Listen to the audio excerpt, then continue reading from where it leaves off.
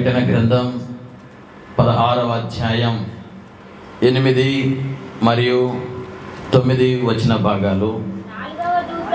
తన పాత్ర సూర్యుని మీద కుమ్మరింపగా మనుషులను అగ్నితో కాల్చుటకు సూర్యునికి అధికారం ఇవ్వబడెను. కాగా మనుషులు తీవ్రమైన వేడిమితో కాలిపోయి ఈ తెగుళ్ళ మీద అధికారము గల దేవుని నామమును దూషించిరి గాని అయినను మహిమపరచినట్లు వారు మారు మనసు పొందిన వారు కారు. ప్రార్థన చేద్దాం. ప్రేమైన తండ్రి, చదవబడిన లేఖన కొరకు వందనాలు. వాక్యమైన దేవుడవు, నీ వాక్కు చేత ఈ ఉదయకాల నాతో మాతో మీరు మాట్లాడి మీరు ఆఖరికి మమ్మల్ని సిద్ధపరచమని యేసు నామములో అడుగుచున్నాము తండ్రి, ఆమేన్.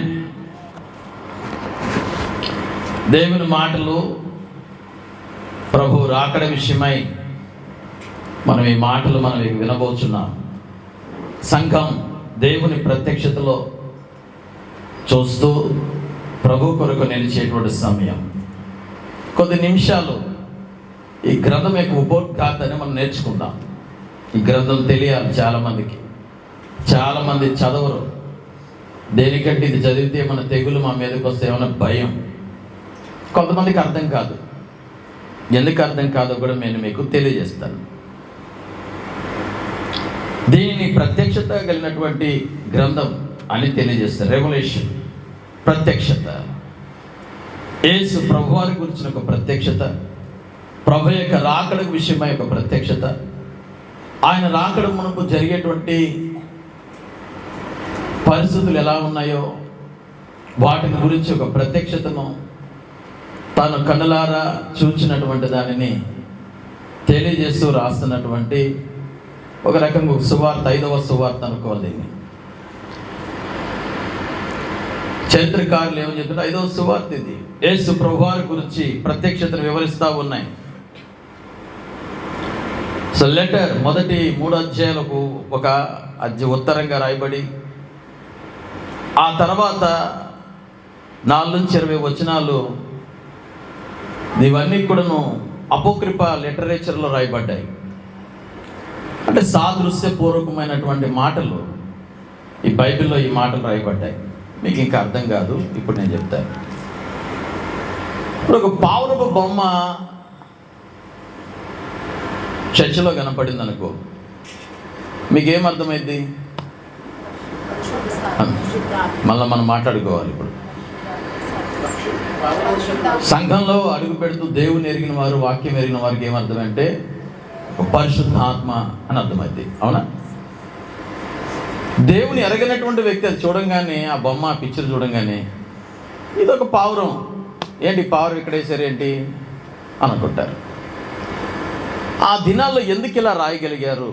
ఇప్పుడు మనకు అర్థమవుతుంది. ఇది సంఘంలో వచ్చే మనం దేనికి ఏ పర్పస్ మీద వాడుతున్నాం అనేది. ఇప్పుడు మనం చూస్తున్నటువంటి ఇప్పుడు టీవీ ఉంది. టీవీ ఏంటి నెత్తికెక్కిచ్చారు అంటే దేనికి అర్థమైంది మీకు? దేనికిది దేనికి వాడుతున్నామో సంఘంలో ఉన్నటువంటి వాళ్ళకి తెలుస్తుంది. ఎందుకు వాడుతున్నామో మనకు తెలుస్తుంది. కొత్తగా వచ్చేటువంటి వారు దాని గురించి అంత తెలియదు. తెలిసే విధంగా సాదృశ్యపూర్వకంగా చెప్పినటువంటి మాటలు ఇవి. జాగ్రత్తగా వినండి. దీన్ని అపోక్రిఫా రైటింగ్ అంటారు. అపోక్రిఫాతో అంటే ఆ దినాల్లో వారు బంధించబడినప్పుడు, లేకపోతే చెరలోకి కొనుక్కోబడినప్పుడు ఆ ప్రాంత నివాసం ఉన్నటువంటి ప్రజలకు అర్థం కాకుండా వారికి మాత్రమే లిటరేచర్ అర్థమయ్యే రీతిగా రాయబడినటువంటి మాటలు. యేసు ప్రభువు వారు కూడా ఈ మాటల్ని ఆయన అనేక రీతిలుగా రాశారు, అనేక రీతిలుగా మాట్లాడారు. మత్తయి దీన్ని చాలా చక్కగా వివరిస్తారు. ఏమనంటే, నేను ఈ లోకానికి ఉప్పై ఉన్నాను. Is a Apocrypha literature. వాళ్ళకి అర్థమైంది ఆ ఉప్పు ఏంటో, వాళ్ళకి అర్థమైంది ఆ వెలుగేంటో. కనుక ఈ విధానాన్ని మాట్లాడారు ఆయన. లోక 17వ అధ్యాయం, డాక్టర్ లోక 17వ అధ్యాయం 37లో కూడాను పీనుగు ఎక్కడుంటుందో అక్కడ గ్రద్దలు ఉంటాయి అంటాడు. అపోక్రిఫా మాటలు అంటే అక్కడున్నటువంటి స్థానిక ప్రజలకు వారు మాట్లాడే విధానం, వారు రాసినటువంటి రైటింగ్ వాళ్ళకి బాగా అర్థమవుతుంది. మనకి ఇది చదివితే అర్థం కాదు సరిగ్గా. మనం అర్థం చేసుకోవాలి. ఇప్పుడు యూదులు, ఇజ్రాయేలీలు వారందరూ కూడా కొనుక్కోబడి చెరలో ఉన్నప్పుడు, దానియేలు కాలం కానీ, లేకపోతే యెహెజ్కేలు కాలంలో కానీ, జకరియా గారి కాలంలో కానీ, ప్రవక్త యెషయా గారి కాలంలో కానీ, వీరు ఎప్పుడైతే చెరలో ఉన్నారో ఆ చెరలో ఉన్నప్పుడు వారు రాసినటువంటి లిటరేచర్ ఇది. మనకి కొన్ని పుస్తకాలు తీసివేయబడ్డాయి. ఈ కేథలిక్ వారి బైబిల్లో యాడ్ చేయబడినటువంటి పుస్తకాలు ఉంటాయి కొన్ని.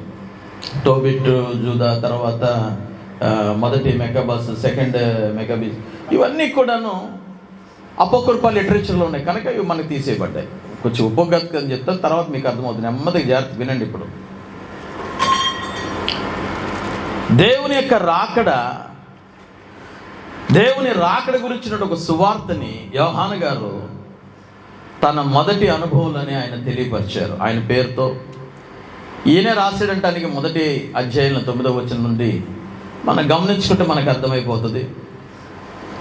యోహాను సువార్త ఆయన ఈ గ్రంథాన్ని రాస్తూ లేకపోతే ఈ ప్రత్యక్షతని గురించి తెలియజేస్తున్నప్పుడు 7 అనే సంఖ్యను మనం చాలా చక్కగా మనం చూడగలుగుతాం. 7 ముద్రలు, 7 బోరలు, 7 పాత్రలు, 7 తీర్పులు, 7 నూతనమైనటువంటి కార్యాలని మనం చూస్తాం. ఇంచుమించు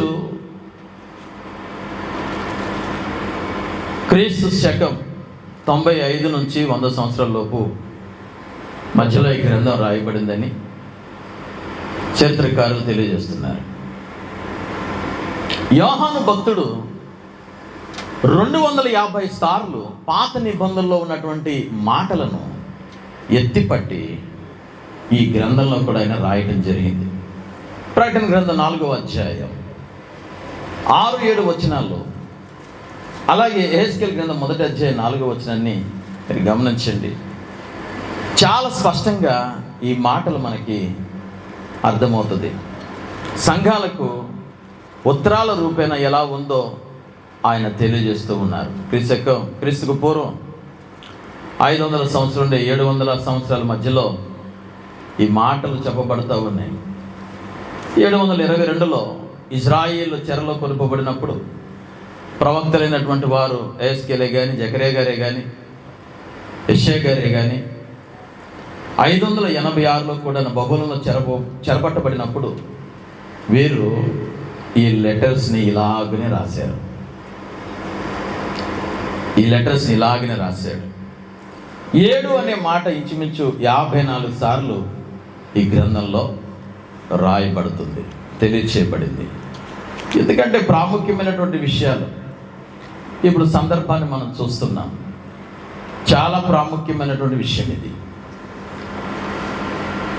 ఉదయం లేచి ఉదయాన్నే 7 గంటలకల్లా ఏది ఎక్కువైపోతుంది? ఇప్పుడు చెప్పాలి. ఇప్పుడు 7 గంటలకల్లా ఏ తీవ్రత ఎక్కువ ఉంటుంది? మధ్యాహ్నం వరకు వచ్చేస్తుంది, సాయంత్రకల్లా వర్షం వస్తుంది. గాలి ఉంటుందంటే గాలి అందట్లేదు. సూర్యుని తీవ్ర వేడిమి, హీట్ వేవ్.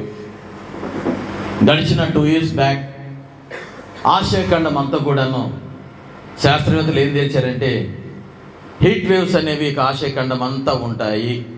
ఏముంటాయి? గట్టి వర్షం కురిసినా మళ్ళీ ఇదే ఎండ, ఇదే ఉక్కపోత. అది నువ్వు ఇక్కడ కూర్చున్నా, నేను ఇంట్లో కూర్చున్నా, బయట నిలబడ్డా, ఇలాగుంటుంది. ఇందులో మార్పు రాదు. ఈ మాటల్ని యేసు ప్రభువారు యోహాను భక్తుడికి ప్రత్యక్షత అయి చూపించారు. సూర్యుడు అనేటువంటి మనం చూస్తున్నటువంటి మన కంటికి కనపడుతున్న ఆ వెలుగుని అదొక నక్షత్రంగా పోల్చారు. అదొక నక్షత్రం, అదే పెద్ద గ్రహం కాదు, ఒక నక్షత్రం. ఒక నక్షత్రంలో నుండి, అంటే ఈ నక్షత్రం ఇంచుమించుగా 150 కిలోమీటర్ల దూరంలో ఉంది మనకి. 150,000 కిలోమీటర్ల వేగం దూరంలో ఉంది. అంత కాంతి ఆ దూరంలోంచి మనకి కాంతి అందిస్తుందంటే దీనికి చాలా బలమైనటువంటి వెలుగు ఉంటుంది. అంతే కదా? మనం వేసిన చిన్న కాంతి 12 volts 30 volts ఇంతవరకు కనబడుతుంది. ఒక భూమి మీద ఉన్నటువంటి గ్రహం అంతటికి లైటింగ్ కనపడుతుందంటే దాని వెలుగు ఎంత బలమైందో కాదు. రీసెంట్గా భారతదేశం కూడాను ఇండియా ఆదిత్య L1 అనేటువంటి ఒక క్షిపణిని పంపించారు, రాకెట్ పంపించారు. ఇది సూర్యుడి మీద మీరేనే ఉంటారు న్యూస్లో. దాని ఆ వెలుగు ఏంటో, దాని పరిస్థితి ఏంటో అనేది తెలుసుకోవడానికి దాని దగ్గరికి వెళ్దో, ఎంతవరకు వెళ్ళగలుగుతుందో అంతవరకు వెళ్ళి దాన్ని పరిశోధించడానికి కొరకని పంపించారు. అయితే 12 ఆగస్టు 2018లో 12 ఆగస్టు తారీఖున 2018లో సూర్యుడి యొక్క సోలార్ విధానం ఎలా ఉందో అనేది, దాని యొక్క శబ్దాలు ఎలా ఉన్నాయని పార్కర్ సోలార్ ప్లస్ అనేటువంటి దాన్ని తీసుకుని వచ్చి దాని ద్వారా దాని పరిస్థితి ఏంటో గమనిస్తూ ఉన్నారు. పార్కర్ సోలార్ ఇది ఇంచుమించుగా 24 సార్లు తిరుగుతుంది. సూర్యుని దగ్గర ఉన్నటువంటి చుట్టూత దాని శబ్దాలను ఇది గమనించి శాస్త్రవేత్తలకు వారు ఏదైతే పంపించున్నారో ఆ రిపోర్ట్ అందించారు. ఒకసారి విందాం. 6 లేయర్స్ ఉన్నాయి. ఎన్ని లేయర్స్ చెప్పండి? ఇప్పుడు మీకు బాగా చదువుకోవాలి. ఇప్పుడు నువ్వు శాస్త్రవేత్త అవ్వాలరా. 6 లేయర్స్ ఉన్నాయి. మనకు కనపడుతుంది ఒకటే డైరెక్ట్ ఎండ కాదు, చాలా బలమైనటువంటిది. మొదటిది ఇందులో ఓకే అని సౌండ్ పెట్టి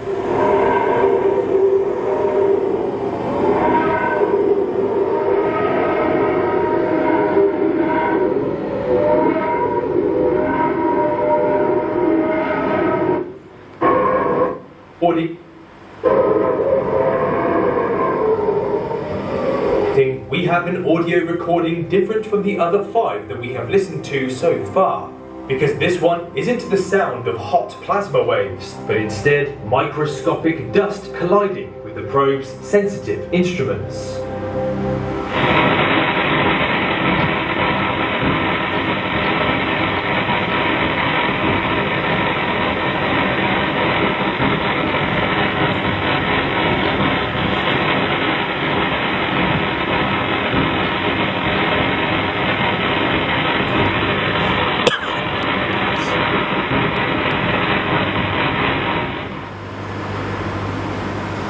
ఐదు రకాలైనటువంటి సౌండ్ ఇప్పుడు విన్నారు. దాని సౌండ్ ఎలా ఉందో, వైబ్రేషన్ ఎలా ఉందో. ఇంచుమించు సూర్యుని మొదటి భాగం లోపల దాన్ని కోర్ అని పిలుస్తారు. ఇందులో 15 లక్షల సెంటిగ్రేడ్లో ఉష్ణోగ్రత ఉంటుంది. 15 లక్షల సెంటిగ్రేడ్ ఉంటుంది ఇందులో. దాని తర్వాత భాగాన్ని వచ్చేటువంటి రేడియేషన్ జోన్ అన్నారు, సెకండ్ వన్. ఆ రేడియేషన్ జోన్లో ఇంచుమించు 7 లక్షల సెంటిగ్రేడ్తో దీని వేడి ఉత్పన్నమవుతూ ఉంటుంది.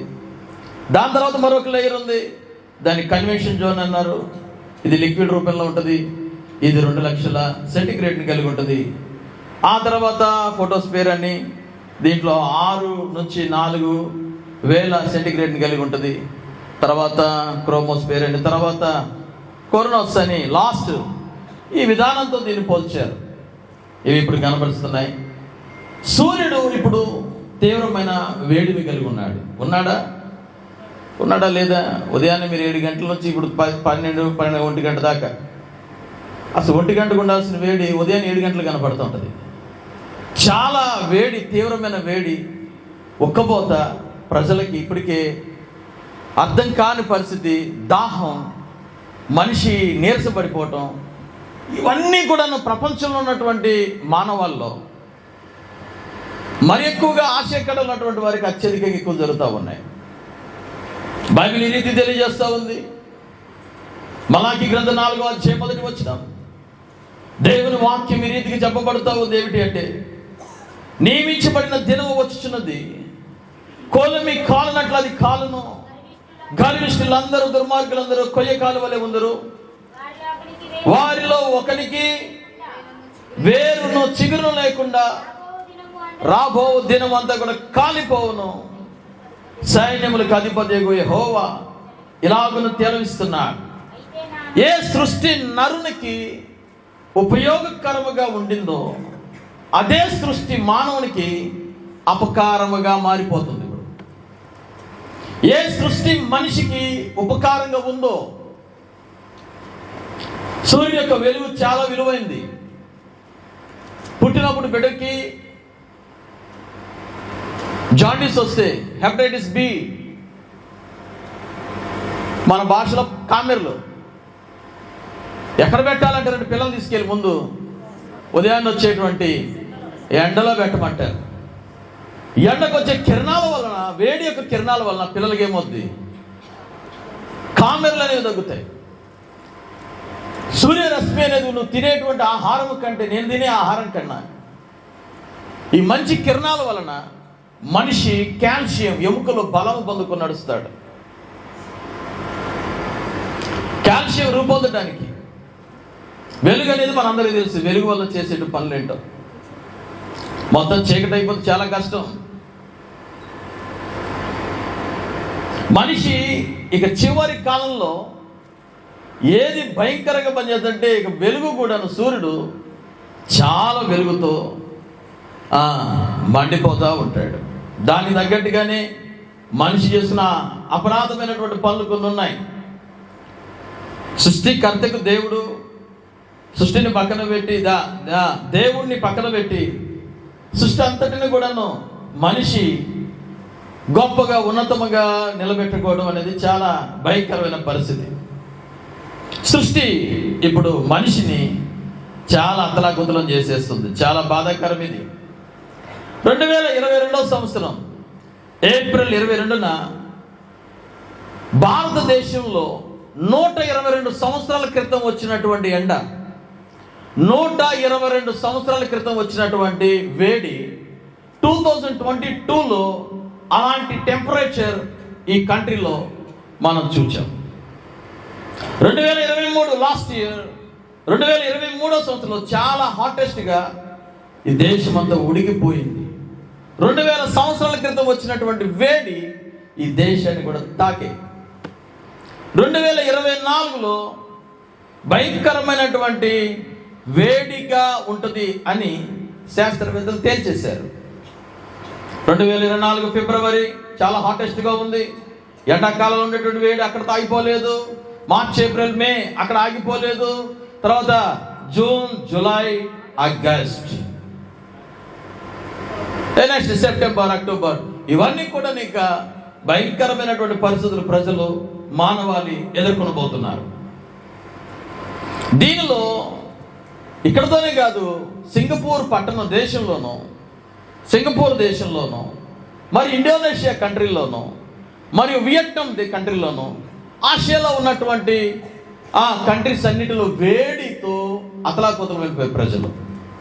అండ్ సౌత్ అమెరికా ఈ వేడి గాలికి 86 మంది చనిపోయారు. ఎప్పుడు బాగా మంచు పడేటువంటి స్థలాల్లో 86 మంది చనిపోయారు.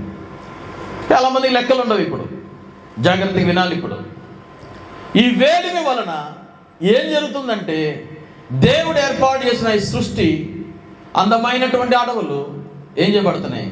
కాలిపోతున్నాయి. ఆస్ట్రేలియాలో మనం చూస్తున్నాం ఫైర్.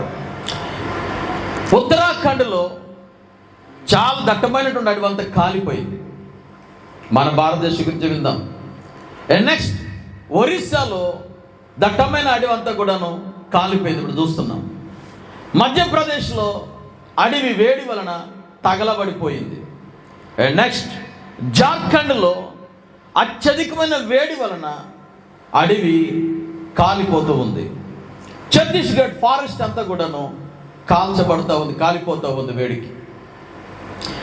సౌత్ ఆఫ్రికాలో మనం చూసాం, లేదా ఆస్ట్రేలియాలో మనం అప్పుడప్పుడు చూస్తూ ఉంటాం న్యూస్లో, పలానా దట్టమైనటువంటి అడవంతా కూడా కాలిపోతుంది అనేటువంటి వార్తలు మనం న్యూస్లో వింటుంటాం. కానీ ఇప్పుడు భారతదేశాన్ని కూడా ఈ చిచ్చు తగులుతూ ఉంది. భారతదేశం అంతటా కూడాను అడవులు తగలబడిపోతున్నాయి. మనిషి జీవితం ఉక్కిరి బిక్కిరి అవబోతుంది. చాలా కష్టం ఇక రాబో దినాలు. దేనికి అంతటికి కారణం ఏంటంటే ఒకటే తేల్చారు, గ్లోబల్ వార్మింగ్ అన్నారు. మీరు ఎప్పుడైనా బాధ విని ఉంటారు. న్యూస్లో ఈ గ్లోబల్ వార్మింగ్ గురించి ప్రధానమంత్రి మాట్లాడారు, లేకపోతే పలానా దేశంలో ప్రెసిడెంట్ మాట్లాడారు అనేటువంటి మాటలు మనం వింటుంటాం. దీని అందరూ కూడా మనం చక్కగా ఏం చేయాలి, మంచిగా కృషి చేసుకొని దాన్ని సరి చేసుకోవాలనుకుంటారు. మళ్ళీ ఎవరికాళ్ళు గొడవలతోనే ఉంటుంది, ఇష్టానికి వెనకాలలో పెట్టుకుంటారు. ఏమండి యుద్ధాలు, యుద్ధ వాతావరణం ఎక్కువైపోయింది. దానివల్ల భయంకరమైన పొల్యూషన్ ఏర్పడిపోతుంది. ఇప్పుడు మానవుడు ఏర్పాటు చేసుకున్న ప్రతీది కూడాను సృష్టి అంతటిని గాయం చేస్తుంది. ఏ విమానంలో తొందరగా వెళ్ళాలనుకుంటున్నాము, దాని వాయు కాలుష్యం ఎక్కువైంది. సముద్రంలో ఏ రవాణా కొరకు మనం రూపాయి ఆశ్రయించుకుని రవాణా కొరకు ఏర్పాటు చేసుకున్న దానివల్ల కూడాను సముద్రం అంతా పాడైపోతుంది. ఏ విషయమైతే మనిషి ఫ్యాక్టరీస్ లేదా సంపాదన కొరకై ఉద్యోగాలు సంపాదించుకుని ఫ్యాక్టరీస్ ఏర్పాటు చేసి దానికి లాభం పొందుతున్నాడో దానివల్ల వదిలేటువంటి విష వాయువుల వలన ఏం ఏర్పడుతుంది? ఫ్యాక్టరీస్ వలన అత్యధికమైనటువంటి కాలుష్యం అనేది ఏర్పడతా ఉంది. ఇది చాలా భయంకరం. రీసెంట్గా బ్రెజిల్లో ఒక చిన్న వర్షం ఒక పెద్ద వరదను తీసుకొచ్చింది. ఎప్పుడు కురవనంతగా ఇంచుమించు 150,000 మంది నిరాశ్రయులు అయిపోయారు ఆ వర్షానికి. ఒక్కసారిగా ఆ వరద అనేది ప్రజలను తాగేసింది, ఇళ్ళలోకి వచ్చేసినాయి. ఇప్పుడు ఇక్కడతో ఆగొద్దు, మన పక్క దేశాల గురించి వద్దు. మన యొక్క భారతదేశంలోనే మీరు అప్పుడప్పుడు చూస్తుంటారు, మహారాష్ట్ర మునిగిపోయింది, లేకపోతే బెంగళూరు మహా భయంకరమైనటువంటి మంచి పట్టణం, అందరూ కూడాను ఐటీ డిపార్ట్మెంట్ అంతా అక్కడే ఉంది, అద్భుతమైనటువంటి బిల్డింగ్ స్ట్రక్చర్స్ ఉన్నాయి. కానీ ఒక ఉన్నతమైనటువంటి దానిలోకి కూడా ఏమొచ్చాయి? అది సృష్టికి ఏం తెలిసింది? నువ్వు ఉన్నతమైన స్థితిలోకి ఈ రోడ్లకు రాకూడదని. అది ఎవరైనా కలిపేస్తుంది, కుదిపేస్తుంది. నీళ్ళు లేక అల్లాడిపోయారు. మద్రాసు పట్టణం భయంకరంగా కుదిపేసింది. వరదలు మనుషులు తాకుతున్నాయి. ఇప్పుడు రీసెంట్గా కేరళ రాష్ట్రాన్ని తాగితే 2 ఊర్లు కొట్టుకుపోయాయి, ఊర్లే కొట్టుకుపోయాయి, నీళ్ళు రావటం కూడా కాదు. ఇవన్నీ మనం చూస్తున్నప్పుడు సంఘం మనం ఏం చేయాలంటే, దేవుని రాకడ సమీపంగా ఉంది, మనం ఇంకా ఎత్తపడాలి అని. ఆమేన్. ఇక నన్ను నిన్ను తాకబోతాయి. దేవుని రాకడికి సిద్ధపడాలి సంఘం. చాలా భయంకరమైనటువంటి పరిస్థితులు ఎదుర్కొనబోతున్నాం. సౌత్ ఆఫ్రికాలో కరువు, భయంకరమైన వేడి వలన నీరు అనేది భూమిలో లేదు. నీరు ఎండికిపోతున్నాయి. సౌత్ ఆఫ్రికాలోనే కాదు, చాలా పట్టణాల్లో నీరు లేదు. ఎక్కువ దాకేందుకు లాస్ట్ ఒక 2-3 నెలల క్రితం బెంగళూరు సిటీలో ఏమనిచ్చారు? నీరు లేక అల్లాడిపోయారు. వరదైతే వచ్చింది కానీ భూమిలో నీళ్ళు లేవు. కారు కడుక్కున్నాం, బండి కడుక్కున్నాం, 10,000 రూపాయలు ఫైన్ నీళ్లతో కడితే. ఆ సిటీ ఏర్పాటు చేసింది ఫైన్. ఇప్పుడు అది మనం అప్పుడప్పుడు ఫైన్లు వింటాం. హెల్మెట్ లేకపోతే ఫైన్, లైసెన్స్ లేకపోతే ఫైన్. ఇప్పుడు కారు గడిగేవా ఫైన్, బైక్ గడిగేవా ఫైన్ 10,000 రూపీస్. పెద్ద పెద్ద భవంతులు 20 అంతస్తులు ఉన్నాయి, నీళ్ళు లేవు, కింద అల్లాడిపోతున్నారు. ట్యాంకులో తెప్పించుకోలేక ట్యాంకులో దొరకట్లేదు. ఇప్పుడు మనిషి ఏదైతే మేము చాలా టాప్లో ఉన్నాం అనుకుంటాడు, ఏ టాప్ లేదు, గీపు లేదు. ఇక మనిషికి అత్యవసరమైనటువంటి గాలి, ఎండ, నీరు ఇవి దొరకవు, చాలా టైట్ అయిపోయినాయి. ఎండ వస్తే వచ్చిందండి, ఎండాకాలం కూడా ఎండలు ఉంటాయి, చాలా చూసాం. ఇప్పుడు గాలి ఆగిపోయింది. ఇది చాలా కష్టమైన విషయం. చాలామంది తెలియదు, ఇక్కడ గాలి రావట్లేదు అనుకుంటారు. ఇక్కడ గాలి కాదు, మీ ఇంట్లో కూడా రాదు, బయట రాదు. బయటికి వెళ్ళి చూడండి ఒకసారి. దీనికి శాస్త్రవేత్తలు చెప్పారు ఏమిటి అంటే ఎల్నినో అని మాట చెప్పారు. El Nino, ENSO, southern oscillation. ఇది ఏం చేస్తుందంటే మన సౌత్ భూభాగంలో ఉన్నటువంటి బలమైనటువంటి సముద్రం పసిఫిక్ మహాసముద్రం. ఏ సముద్రం? సముద్రాల్లో మహాసముద్రాలు ఉన్నాయి. మహాసముద్రంలో ముఖ్యమైనది పసిఫిక్ మహాసముద్రం. ఇది మహాసముద్రాలన్నిటికంటే లోతైన సముద్రం. ఇది జాగ్రత్తగా వినాలి. ఇది మహాసముద్రాలన్నింటిలో లోతైన సముద్రం. నీరు అనేది ఒక స్థలంలో మనం చేయబెట్టినప్పుడు అది ఇంకో స్థలానికి అనగా దీన్ని దాటుకుంటూ పక్కకు పోద్ది. అవునా? ఒక ఎత్తుగడ పైన వేసినప్పుడు దాన్ని దాటుకుంటూ పోద్ది. గాలి ప్రవాహం కూడాను, విండ్ అనేటువంటిది తూర్పు నుంచి మనకి పడమరకి ఇది ప్రయాణం చేస్తూ ఉంది.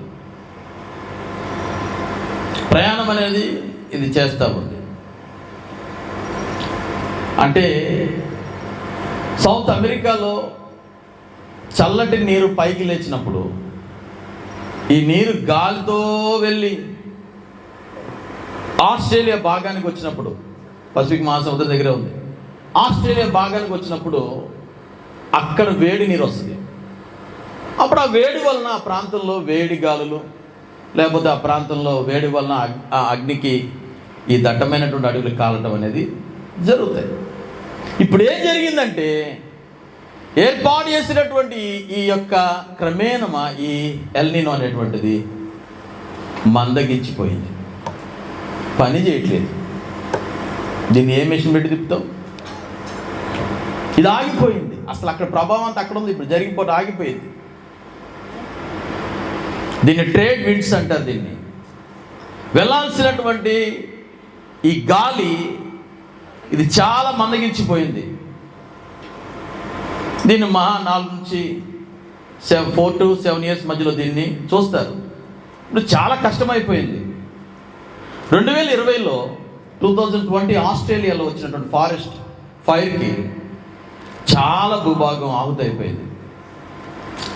దీనికి తోడు ఇది ఇక్కడ ఇలా ఉంటే కొత్తగా ఇంకోటి ఏర్పడింది. దీన్ని ఏమంటారంటే లానినో అన్నారు. లానినో ఇది చేసే పని ఏంటంటే 2023 నుంచి కొత్తగా స్టార్ట్ అయింది. ఇది 2023, 24, ఇప్పుడు 24లోనే ఉన్నాం మనం. 2023 నుంచి 24 మధ్యలో దీన్ని చేసే ట్రావెల్ చేస్తుంది. ఇది ట్రావెల్ చేయడం మొదలుపెట్టింది. ఇదేం చేస్తుందంటే ఇప్పుడు ఆసియా మొత్తంలో ఎక్కడైతే గాలి స్టక్ అయ్యి ఉందో ఆ ప్లేస్లో వేడి వలన ఆ ప్రాంతాలు అత్యధికమైన వర్షాలు, అధికమైన ఎండలు కాస్తాయి. దుబాయ్లో ఎప్పుడు చూడలేదు వర్షాలు కురిసే. ఢిల్లీ ఇప్పటికీ కూడా, ఢిల్లీ చల్లగా ఉండేటువంటి ఢిల్లీ, పంజాబ్ 40 degrees దాటిపోయి ఇంకా వేడి తగ్గట్లేదు, భయంకరంగా ఉంది. అదే వేడి ఇప్పుడు మనం కూడా చూస్తున్నాం. ఇప్పుడు ఎండ వస్తుంది, సాయంత్రం 1 గంటలో ఏం వర్షం వస్తుంది, మళ్ళీ ఎండ వస్తుంది. మనిషి జీవితం అనేది, మనిషి పరిస్థితి అనేటువంటిది చాలా భయంకరంగా మారిపోతున్నాయి.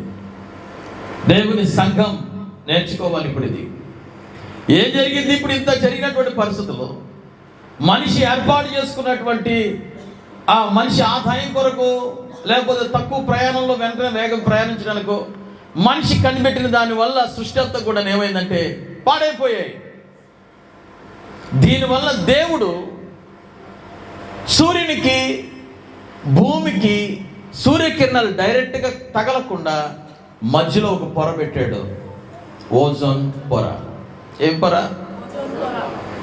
ఓజోన్ పొర దేవుడు ఏర్పాటు చేస్తాడు. ఇది ఈ పొర అనేటువంటిది ఏం చేస్తుంది అంటే సూర్యకిరణాలు డైరెక్ట్గా మనిషి మీదకి, భూమి మీదకి తాకకుండా ఇది చాలా వరకు అడ్డుకట్టేసి అది చక్కటి కిరణాలను భూమి మీదకి, తన దేవుని ప్రజల మీదకి అందిస్తూ ఉంది.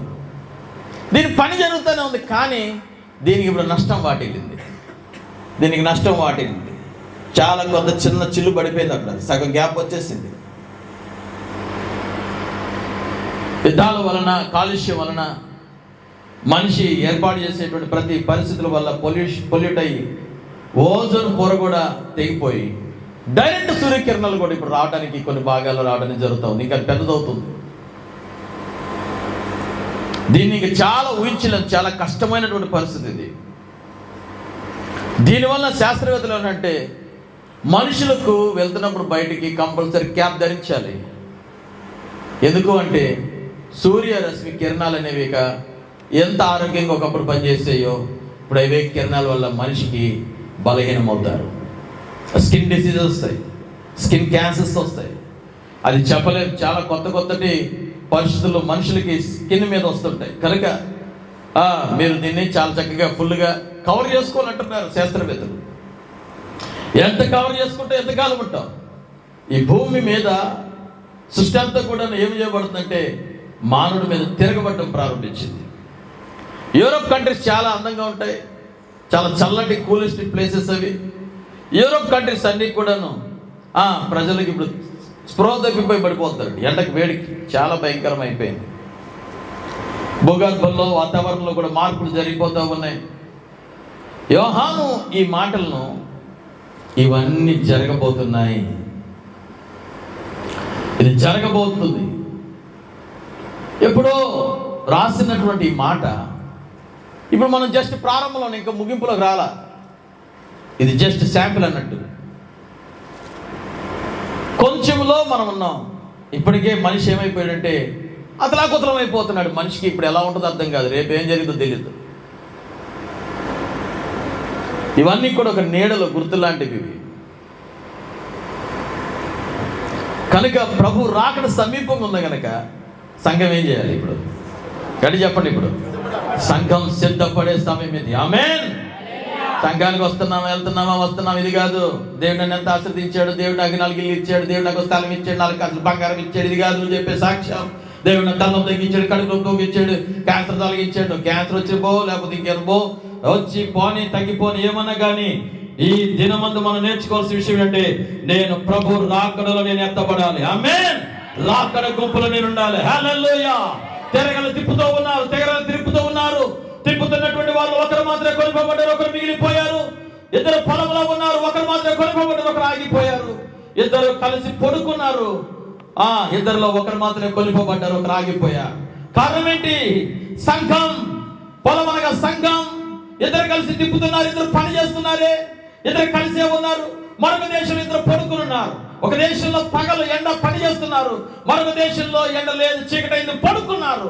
కానీ ఒకరు మాత్రమే కొనిపడ్డారు. కారణం ఏంటంటే ఒకరు మాత్రమే రాకడకు సిద్ధపడ్డారు, మరొకరు సిద్ధపడలా.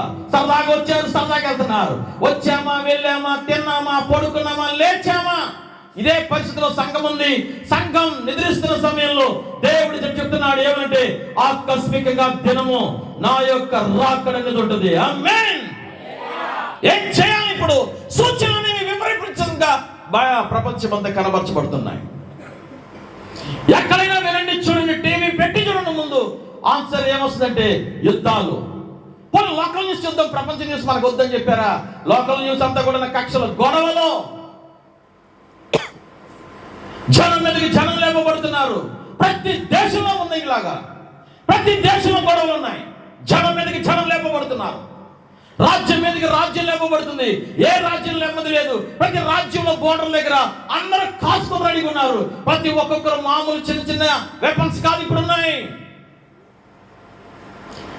అణుబాంబులు సిద్ధపరుచుకున్నారు ఒక్కొక్క కంట్రీ. అణుబాంబులు ఒక్క బాంబు వేసే చాలు 300 కోట్ల మంది ప్రజలు చచ్చిపోతారు ఒక్కసారికి.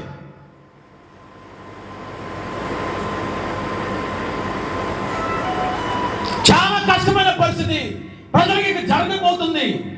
యేసు ప్రభువు వారు చెప్పారు మత్తయి సువార్త 20గా, నేను వచ్చినప్పుడు పర్యాంతం ఎలా ఉంటుందంటే మనుషులందరూ కూడాను ఇదిగో మీరు యుద్ధాలు, ఇంత సమాచార వాతావరణం మీరు వింటారు, చూస్తారు. భూకంపం కలుగుతుంది. రెక్టార్ స్కేల్ మీద ఎప్పుడు చూస్తుంటావు. జపాన్లో కొన్ని ప్రాంతాలు, మన వరకు ఆఫ్ఘనిస్తాన్ వచ్చింది, భయంకరంగా ఊపేసింది. సముద్రంలో ఇప్పుడు భూకంపాలు కలుగుతున్నాయి. సముద్రం ఉవ్వెత్తున ఎగసపడుతూ లెగుస్తుంది, మీదకి వచ్చేస్తుంది. చాలా కష్టమైపోతుంది మనుషులకి.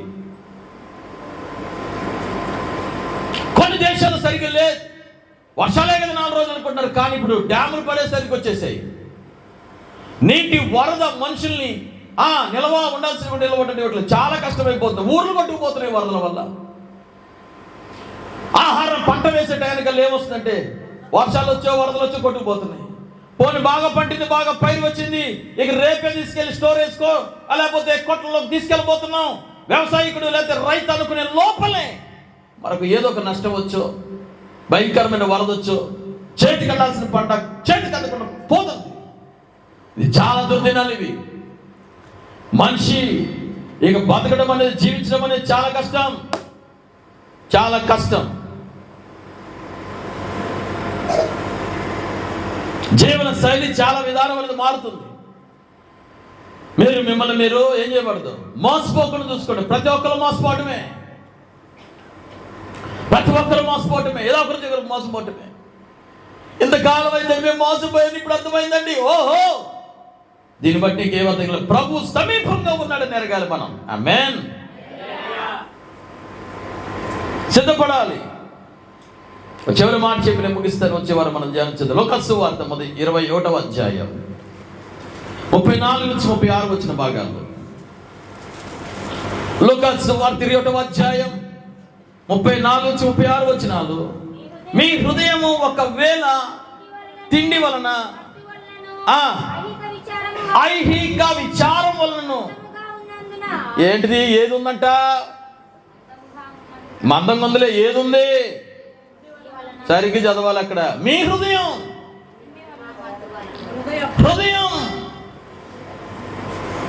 దీనికి ఇప్పుడు కావాలి. ఇప్పుడు సాయంత్రం మధ్యాహ్నం 10 గంటలకి ఎక్కడికి వెళ్ళాలి, ఏం తెచ్చుకోవాలి, ఏం తినాలి, తిన్న తర్వాత ఏం చేయాలి?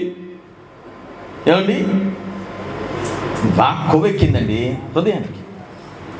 ఏస్కేల్ అంటాడు, ఈ హృదయం కొవ్విన హృదయమే ఏస్కేల్. ఏస్కేల్, మీరేదో దగ్గరికి వచ్చారు అనుకుంటున్నావా? వారి పెదాల దగ్గరకు ఉన్నాయి, హృదయ పత్ర చాలా దూరంగా ఉంది. హృదయం దూరంగా ఉందయ్యా. ఇర్మియా అంటాడు, ఇర్మియా హృదయం ఘోరమైన వ్యాధి కలిగిందయ్యా.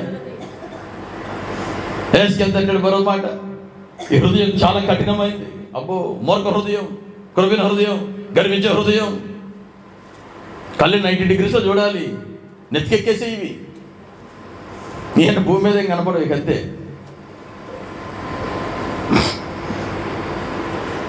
మీ హృదయము లాస్ట్ డేస్ తిండి వలనైనా, మత్తు వలనైనా, ఐహిక విచారాలతో, చాలా మంది ఇదే పని. చిన్న సిచ్యువేషన్ జరిగే విచారం, ఏంటి మొహం పెట్టావు, బాధ కలిగింది. మొహం అట్టబెట్టావు. విచారం, ఎలా పోషించుకోవాలో, ఎలా నడిపించుకోవాలో, ఎలా పరిస్థితులు దాటాలో, ఎలాంటి ఇందులో అవమానాల వల్ల ఎలా దాటాలో, ఐహిక విచారాలతో ఏం నలిగిపోతుందంటే మీ హృదయం నలిగిపోతుంది. ఇప్పుడు హృదయం నలిగిపోతే ఏమైందండి? హృదయం నలిగితేనా దేవుని మీద దృష్టి పెట్టదు. ఇది దేని మీద పెట్టి తెలుసా? విచారం మీద ఎక్కువ కాన్సన్ట్రేషన్ చేస్తుంది. అందుకే యేసుప్రభువు చెప్పారు, ఒక పొలాన్ని వివరిస్తున్నారు సంఘాన్ని గురించి చెప్తూ. ఒక వ్యవసాయకుడు తన విత్తనాలు విసరక ముందే కొన్ని పక్షులు వచ్చి కూర్చున్నాయి. నిద్రపోయే వాళ్ళకి ఈ మాట. ఇంకా పల్లె వల్ల నేల మీదకి ఆకాశ పక్షులు వచ్చి అవి ఏం చేసే తినివేసాను. వారు నేను నేల మీదే పడలేదు, ఇక్కడే ఇంకింటే ఊగేది, మొత్తం పైన పోయి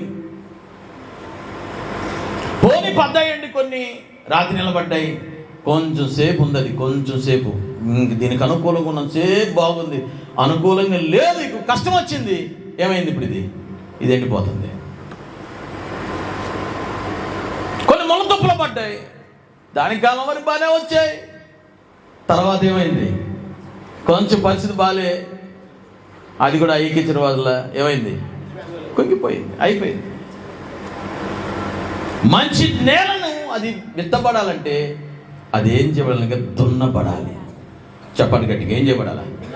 కష్టం కలిగినా సరే నా ప్రభు కొరకు నింద అవమానం గొప్ప భాగ్యంగా ఎంచుకొని నిలబడతాను. ఆమేన్. ఎవరు నిన్ను దేవుని ప్రేమను చెడబాయలేరు, ఎవరు ఎడబాయలేరు.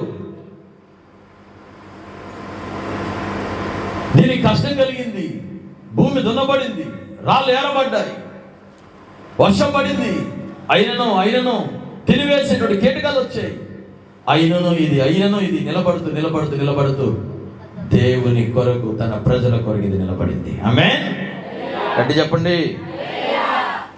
ఐహికమైన విచారం ఉంటే అది ఏ సిచ్యువేషన్ అయినా, అది నీ వ్యక్తిగత జీవితంలో, అది ఫైనాన్షియల్ అయినా, అనారోగ్యమైనా, లేకపోతే పరిస్థితుల ప్రభావాలైనా, బంధువులైనా, ఇంకా సంథింగ్ ఏదైనా, నీ విచారం దాని మీద ఎక్కువ కాన్సన్ట్రేషన్ చేసావంటే అది చాలా భారంగా దాని గురించి ఎక్కువ ఆలోచన చేసుకుంటూ మొదలు పెడతావు.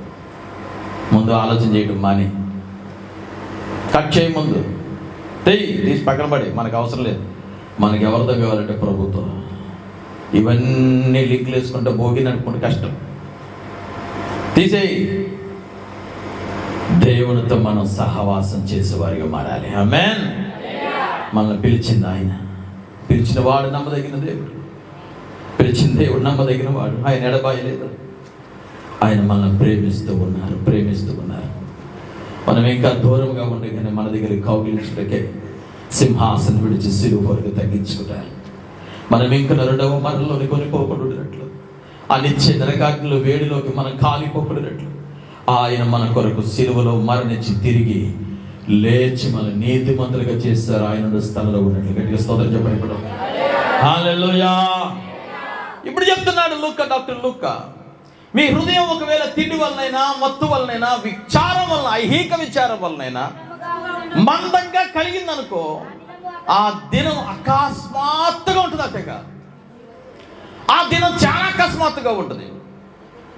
ఆ దినం భూమి అందుట నివసించే వారికి అకస్మాత్తుగా తటస్థించిపోతుంది. సడన్లీ ఇది చాలా తొందరగా వచ్చేస్తుంది. ఇక చాలా కష్టం, మనిషి తప్పించుకోలేడు. ఇక అది రాత్రి అవని, మధ్యరాత్రి అవని, పగలవని, ఎప్పుడైనా జరగచ్చు. ఇది చాలా అకస్మాత్తుగా వస్తుంది. 36వ వచనం చూడండి. కాబట్టి మీరు జరగబోవు వీటి నెలలను తప్పించుకొని మనిషి కుమారుని ఎదుట నిలవకున్నట్లు, మీరు దేవుని ఎదుట నిలబడి వారుగా ఉన్నట్లు, శక్తి కలిగిన వారుగా ఉన్నట్లు ఎల్లప్పుడూ ప్రార్థన చేయొచ్చు. మీ ఆత్మలో మెలకుగా ఉండండి. ఆమేన్. అంత మాత్రమేనా? సామెతల గ్రంథం 3వ అధ్యాయం 7-8 వచనాల వాక్యం అంటుంది, యెహోవా యందు భయభక్తులు కలిగి చెడుతనం విడిచిపెట్టు, అప్పుడు నీ దేహం ఆరోగ్యము, నీ ఎముకలకు సత్తువ కలుగుతుంది. నీ దేహానికి ఆరోగ్యం, నీ ఎముకలు సత్తువ కలుగుతుంది. మెలకుగా ఉండి ప్రార్థించు. ప్రభు మేఘుడు రాబోతున్నారు. ప్రభు మేఘుడు రాబోతున్నాడు. Jesus is coming soon. త్వరితగతిన రాబోతున్నాడు. ప్రపంచం అంతా కూడాను ఆయన చెప్పిన మాటలు నెరవేర్చబడుతున్నాయి. భూమి తత్తరిల్లుతుంది, వణికిపోతుంది. సూర్యుడి కాంతికి కూడా కొంతకాలంలో కాంతి ఆగిపోతుంది. దాని గురించి నేర్చుకోబోతున్నాం. ఆకాశ నక్షత్రాలు ఇప్పటికే పాలపుంతలన్నీ కూడాను, కొన్ని లక్షల సంవత్సరాల నుంచి ఏర్పడే పాలపుంతలన్నీ కూడాను ఇప్పుడు కనుమరుగవుతున్నాయి. చాలా తగ్గిపోయినాయి. చాలా భయంకర దుర్దినాలు కలగబోతున్నాయి. ప్రపంచం అంతా కూడాను ఒకరి దాని మీద ఒకటికి దాడి చేసుకునే సిద్ధంగా ఉన్నాయి. ఎక్కడ చూసిన మత కల్లోలు అధికమైపోయాయి. ఏ మనిషికి కూడా సంతోషం, నెమ్మది లేదు లేదు లేదు. ఇది చాలా చివరి దినాలు కనుక సంఘం ఇప్పుడు ఏం చేయాలంటే మత్తుగా ఉండద్దు, ఐహిక విచారాలు కలిగి ఉండద్దు. మీరు 3వది తిండి మీద ఆలోచన పక్కన పెట్టండి. బతికుండాలి కాబట్టి కొంతకాలం దేవుడు రాకడ ఆలస్యమైనంత వరకు దాని వరకు మాత్రమే మన పని. ఆయన ఏమి ఇచ్చాడు దాన్ని బట్టి సంతృప్తి కలిగినటువంటి పరిస్థితుల్లో మనం నడిపించబడుతూ ప్రభు రాకడికి సిద్ధపడదు గాక. ఆమేన్. అందరూ లేచినపడదాం. అందరూ లేచినపడదాం.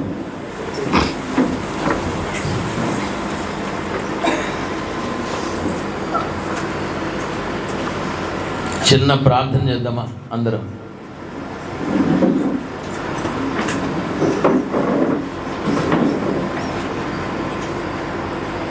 భయంకరమైన పరిస్థితులు భూమిని తాకుతున్నాయి కదా. అవి మన కళ్ళ ముందు మనము కూడా అనుభవిస్తున్నామే.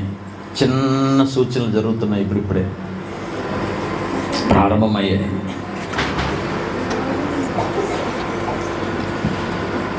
అబ్రహాముకు తెలియపరిచాడు దేవుడు, సొదొమ గొమొర ఈ రీతిగా నాశనం కాబోతుందని. అగ్ని చేత దేవుని కోపం అగ్నితో మండుకుంటుంది. దేవుని కోపం అగ్నితో మండుకుంటుంది. మనిషికి అందాల్సినటువంటిది ఆ వెలుగే మనిషిని కాల్చివేయబోతుంది. అత్యధికమైన ఎండలు, అడవులు తగలబడిపోతున్నాయి.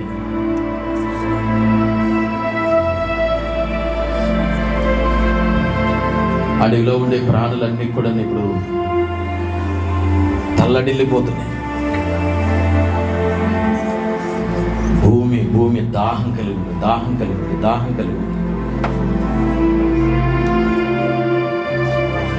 అబ్రహాం ఇలాగూ ప్రార్థిస్తున్నాడు, దుష్టులతో కూడా నీతిమంతులు నాశనం చేయదువా. Draw near to Lord. దేవుని సమీపించి ఒకసారి నా కుటుంబాన్ని మేమందరం మీరు అక్కడ ఉండాలి. నీ స్వరం వినగానే మెత్తబడి గుంపులో ఉండాలి. సిద్ధపరచు. తక్కువబట్టున్నాడు. దేవుని ఎదుగురా, మొదట దేవుని ఎదుగురా, అప్పుడు ఆయన నీ ఎదుగు వస్తాడు.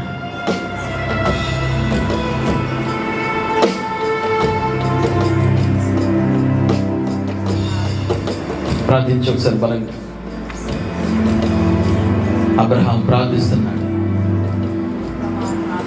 నేను దుమ్ము వంటి వాడిని. దేవుడి దగ్గర ఎంత తగ్గించుకున్నాడో మెలకు కలిగి ప్రార్థించాడు. ఇచ్చినదంతా నీ వల్లనేనయ్యా. మనమందరం ముసుగులేని ముఖముతో ప్రభు యొక్క ముఖమును అర్థం వలె ప్రతిబింబజేయవారు. మహిమను అధికమైన మహిమ మనం పొందుకోబోతున్నాం. ఆత్మ చేత మనమందరం కూడా ఈ రీతికి నడిపించబడుతున్నాం. ఆయన పోలికగా మార్చబడాలి, ఆయన పోలికగా మార్చబడాలి.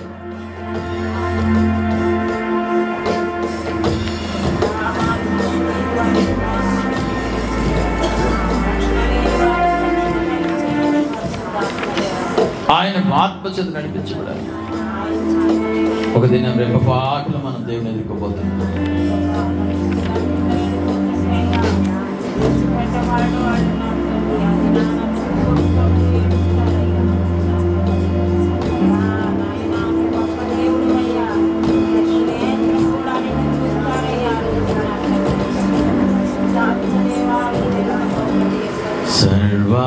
సర్వచిత్తంబు నీదేనయ్యా, స్వరూపమిచ్చు కుమారివే. సారే పైనున్న మంటినయ్యా, సరి అయిన పాత్ర చేయుమయ్యా. సర్వేశ్వరా నిరిందుండను, సర్వదా నిన్నే సేవింతును. సర్వేశ్వరా నిరిందుండను, సర్వదా నిన్నే సేవింతును. సర్వచిత్తంబు నీదేనయ్యా, స్వరూపమిచ్చు కుమారివే. నీ చిత్తమే సిద్ధించు ప్రభు, నిన్నే ప్రార్థింతు నా రక్షక. నిజమౌ గాయముల చేతను నిత్యంబు కృంగి అలసియుండా, నిజమైన సర్వ శక్తుండవే. నీ చేత భక్తి నన్ను రక్షింపుమా. సర్వచిత్తంబు స్వరూపమిచ్చు, సారే పైనున్న మంటినయ్యా, సరి అయిన పాత్ర చేయుమయ్యా.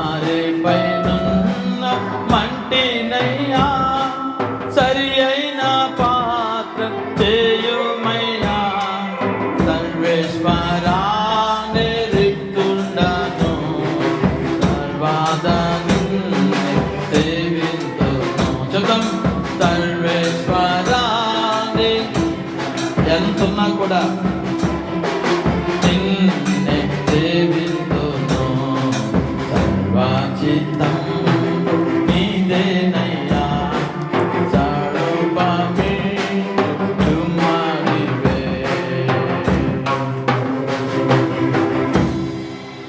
ప్రియమైన తండ్రి, ఇంతవరకు నీ సన్నిధిలో ప్రార్థిస్తే సిద్ధమైనటువంటి సంఘ బిడ్డలందరూ బట్టి ప్రార్థిస్తున్నా. మీరు ఆఖరికి మమ్మల్ని సిద్ధపరిచి బలమైన మీ ఆత్మచేత నింపి మీరు ఆఖరి ఎత్తుపట్టకు హెచ్చరికగా మీ ఉపదేశం మాకు అందించినందుకు కొరకై స్తోత్రం. దినదినము నీతో కూడా ప్రీతిగా నిలిచి ప్రేమగా మాట్లాడేవారిగా, సహవాసం చేయవారిగా, నీ బోధలో రొట్టె విరిచి సహవాసంలో ఎడతెగక ప్రార్థించడం నిలిచి కృప దయచేయమని యేసు నామములో అడుగుచున్నాను తండ్రి. ఆమేన్.